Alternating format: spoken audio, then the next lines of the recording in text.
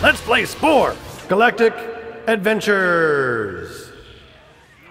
Hey everybody, welcome to episode 9 of Let's Play Spore as we continue our adventures on Tegni Prime of the one-eyed, one-horned, flying purple people. We're going to go ahead and get ourselves advanced to civilization. Your tribal tactics have established your earliest cultural trait. This trait sets the course for your nation's specialty and their technological research. As your nation grows, your citizens will develop unique tools that will assist your civilization on the path to global domination. Use them wisely. So here's the history. We'll go back. Back. Through the history, throughout the whole thing here. We started off as this funny looking cell. Here's the first generation of our generation 2 of our purple people. And we grew up, died a few times, became an herbivore. And doing so actually gives us a special ability which we'll be able to use in the civilization stage as we go forward. Called Healing Aura. This ability repairs all of your vehicles and buildings. So we can use that periodically. And then the creature stage, we took this guy and turned him into this guy. And we grew up and made friends and all sorts of good stuff with other animals. Changing our parts out here and there, adapting to the environment, and eventually becoming these guys, the one-eyed, one-horned, flying purple people. And we ended the creature stage as a social creature, which gave us another ability, Diplo Dervish. This ability raises your relationships with the nation you target, so I can use this to actually improve my relationships with neighboring people in the civilization stage. Then we continued on as our tribe members grew and advanced and did all their tribal things, making friends of all the tribes around us, to find ourselves ending as a friendly we made a friendly exit of the tribal stage. Friendly tribes understand the importance of teamwork. They form alliances to share resources and prosper with other tribes. And in doing so, we gained the Black Cloud, which is an ability that shuts down entertainment buildings and turrets, causing unhappiness. So that'll make it easier for me to get into and take over other civilizations in the civilization stage. So we'll go ahead and get on to the cinematic. What if we built a house? Everyone seems to like the idea of houses. Your tribe now dominates this continent, ready to advance from simple village life to civilized city living ahead of the rest. So I built this memorial in a separate Let's Build. It's part of a special feature that'll be attached to the episode. And these guys are discussing their civilization ideas.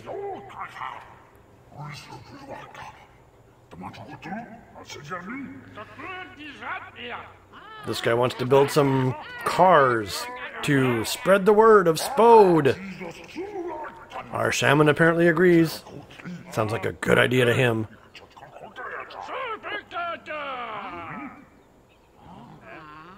He wants to make pie? City Hall. Religion. Cars. Yay!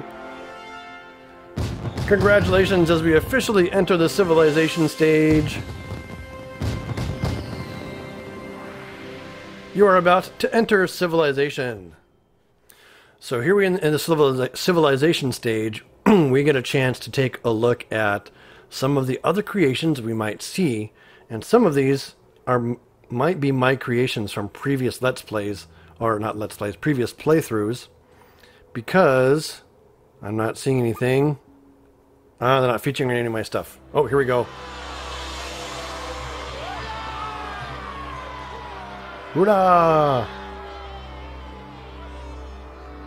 There it is, our very first hover tank, hovering right there. Doesn't hover very high. Well, it doesn't need to. The age of technology and transportation has arrived. Your city is the first to appear on the planet, but your species no longer speaks with a single voice. Soon other cities will arise, built by factions of your own species. You must unify to advance. You now control the vehicles and the city planning for your nation, starting with this first city. You must interact with your nations when they appear. with other nations when they appear to begin your quest for global domination. Let's take a look at the progress bar. This is your progress bar. Each city you conquer, convert, or purchase will help you progress towards your goal to control the entire planet. Your nation begins with a single specialty, but you can add more by conquering other cities. In my case, it's a religious city. You can move the camera freely around the world, yada, yada, yada. Zoom the camera, drag around a box, select it. So I blew through the camera tutorial really quick. You guys can get a chance to play that on your own leisure. Look for a nearby spice geyser like this one. Then click on it to send your vehicle to claim it. Spices become a valued commodity. Mining it will help fill the coffers of your nation.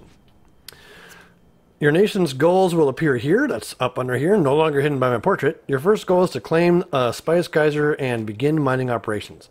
Controlling spice geysers will increase your nation's production. Okay, so there's a lot going on now in the civilization stage that's different. In the tribal stage, our main resource was food. We used that to build everything. We used that to make babies and build new buildings. And place and all that kind of stuff. We use them to gift to other nations. But food is no longer a resource that we directly control. Our civilization is now advanced enough where the people can actually raise that by itself and sort of take care of themselves and that kind of thing. In fact, we no longer control the individual people. Like, we can go down to the town and see what they're doing. But we act as a civilization now, so we don't actually control what these guys are going to do or anything. So all we can do at best is control where our our vehicles are going to go. So the one resource we have for buying stuff is now income. These are spore bucks, or they could also be simoleons for that matter. We have 3,000. We have 3,000 spore bucks, which is enough for some more vehicles. You can also click on vehicles here in your fleet list to select them to see their current activity. Double-clicking on a vehicle icon selects all vehicles of that type. So I'm going to spend all my money on vehicles to start off with. And we're going to basically tell our guys to head close to the spice geysers. I am actually ramping up for total domination. Another place that's going to become a city soon.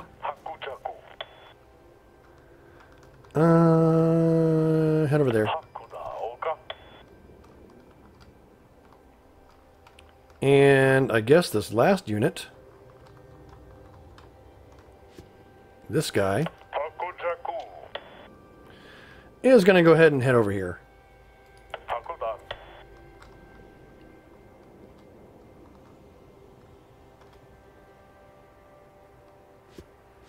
And you can see they're not very fast at all. Once everyone gets in position, I will grab all these spice geysers all at once. So other cities are going to arise, which are going to compete for these spice geysers. These are sort of a temporary resource. They give us some money initially up front at a pretty decent rate. But as they get mined out, the resources dry up, and it becomes up to us to enhance our cities with factories and houses and all that kind of stuff. And that'll be, that all that stuff was covered in the Let's Build that I've already filmed for this. So I'm not actually building those buildings just yet. I want to get as many spice geysers as I can to start off with. Okay, let's go ahead and spring this.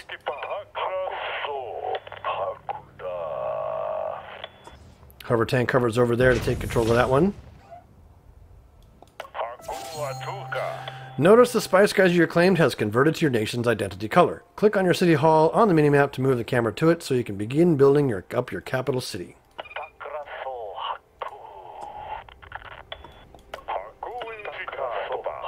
We are going to claim all of these spice geysers.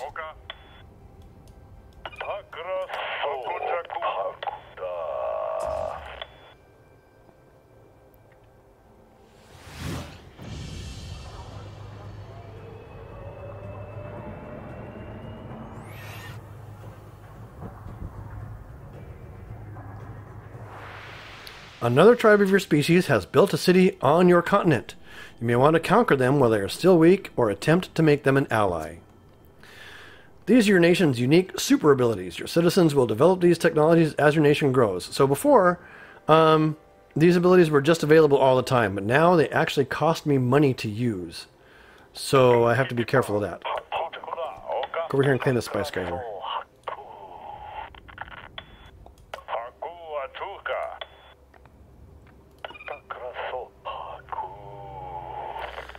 So he has a port city. I wonder, do we have a port city? Oh, we do. Okay. That's handy.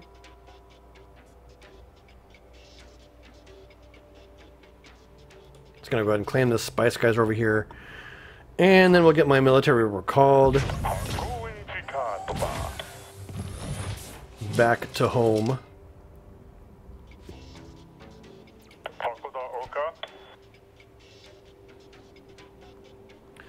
Two, three, four, 5, 6, 7, 8, 9. I gotta capture 9 other cities. There's a bug that occasionally happens where not all cities will appear on the map. So I gotta make sure that doesn't happen this time before I get going too far too fast. Okay, so here we are looking at this this city that we have set up here. Our guys are running around doing stuff. Looks like they're having a concert right now. And in order to make money, we have to, we have all those spice geysers and stuff that we're collecting money from. We collect about 1,000 per minute from each of those, but those will eventually run out of spice and we'll be getting very little. So in order for us to continue to collect money, we need other stuff on here. So underneath my portrait that you can't see is how much happiness and spores minutes, income per minute I have, and what my defense is, and what the current population and that kind of stuff is. So I can have up to 6 religious vehicles, and that's based on the number of houses I have. So each house basically improves that number by 1. Each house allows me to have 1 additional religious vehicle. Entertainment. For every entertainment building and every connecting line between that building and another building, I get 1 happiness. So now I have, 2 out of 5 happiness, which is enough to make these guys, pretty impressed. They feel pretty secure about life and stuff like that. The factory is... Each factory that I have in town gives me 1 unhappiness, and that's counteracted by happiness. But also, each factory's connecting line gives me 400 money per minute, I think is what that is. Yeah, so the income is 400 per minute. So what I really want to do is look for a spot that has a whole lot of connecting lines to other places to hook to put this factory down. So like for instance this one, if I do that, then I place houses here and here and here. That gives me a total of 1,600 funds or spore bucks or whatever they are per minute out of this particular city with everyone working in the factory. Unfortunately, everyone's a little bit unhappy. So in order to counter that, we add an entertainment spot. A single entertainment spot gives us 1 happiness for the building and also 1 happiness per connection to a house. Notice, if you stick this entertainment next to a factory, this connection actually produces unhappiness and also no income. So you want to avoid that configuration. That's the setup that I have right there. In fact, I can take this and stick this over here in this dead end and do even better. Okay, so this town is now producing 1,600 spore bucks per minute. Design of a profitable city has been completed. So basically, what I'm going to do now for the next few minutes is essentially just coil up my spring. I'm not going to spend any more money until I get all my income in place.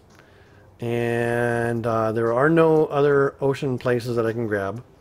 1, 2, 3, 4, 5. 2, 3, 4, 5. I see 5 other villages out there. 5 other civilizations that have started up too. 1, 2, 3, 4, 5. There's 6. 6. So I'm waiting for 3 more basically to show up. And then I know that this map is actually good and gonna be no problem. So I now have 5,000 money again. Once again, because I'm getting income from those geysers that I kidnapped, as well as this city being profitable. So we will go ahead and spend more money on it. We need another factory. I think we need another factory right there. And our happiness is now basically even, because we have as many sad faces as we do happy faces. Which is good enough for now. I'm not going to contact anyone else, but I will take a look. Oh, there's someone happy, there's someone happy. They're ambivalent. They're ambivalent. They're ambivalent. No one is outright hostile yet, so that's good. There's Chit. 1, 2, 3, and a 4, 5, 6. 1, 2, 3, 4, 5, 6. Am I missing? 3, 4, 5, 6, 7. 1, 2, 3, 4, 5, 6, 7. I'm just waiting. Time to spend more money on another house next to this factory. So this is another 4 connection factory, which means we're now putting out 3,200 money per minute. And I have enough room to stick another factory right here, which wires up to 2 more. And that's a pretty darn optimal design, giving us 4,000 money per minute. And we'll stick a house right there, which doesn't do anything. We will stick entertainment right there, which brings our happiness up. So we actually have more happiness than sadness. People in this city will be pretty pleased. Next, we'll go ahead and wire up all of our defenses as our money comes in. I want to make sure my city is fully defended before I do anything else. 1, 2, 3, 4, 5, 6, 7, 8. 1, 2, 3, 4, 5, 6, 7, 8, 9. I need one more city to be founded before I can be comfortable that this map is going to work. And in fact, I think this is it right here. As soon as these guys become a city, we know this map is good. Or these guys. And there it is. Dunman.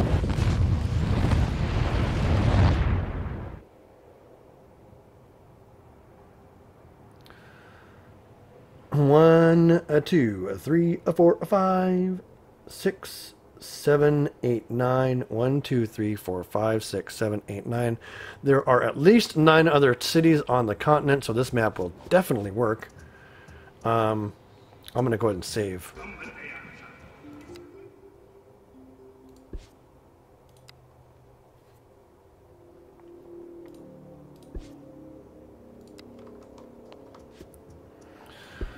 All right, let's go ahead and finish laying down defenses. 1, 2, 3, 4, 5. So I haven't done anything to any other civilizations. I just got my city all worked up. It is cranking out 4,000 money per minute. It's pretty happy. It has all of its defenses set up. Everything is good to go. We can now actually start looking at conquering other nations. And we'll talk about how that happens in the next episode. So you have to tune in then. Thanks for watching Let's Play Spore. We're in the civilization stage now. And this probably won't take very many episodes. Maybe 3 or 4 tops kind of thing. Usually for me is the typical case. And then that's going to wrap up this season. So we're getting close to wrapping up Season 1 of Let's Play Spore with all this good stuff. In the civilization stage, oh, we have enough money to use this. The healing aura. So these abilities all cost money. And that kind of thing. Anyway, we'll talk about that more as we use them in the next episode. Any nation that gains more than a single city will appear on your communications panel. Hover over any nation's icon to see your relationship status. Check the reasons for their current attitude or contact them through your communications device. So we can now talk to them. You know what? Our people admire your wide tracts of land. So, we're going to be interacting with these other nations as they grow and expand. We're going to handle that in the next episode. Until then, thanks for watching. This has been Let's Play Spore. We're on Tagny Prime. These are the one-eyed, one-horned flying purple people. And until next time, thanks for watching. Goodbye!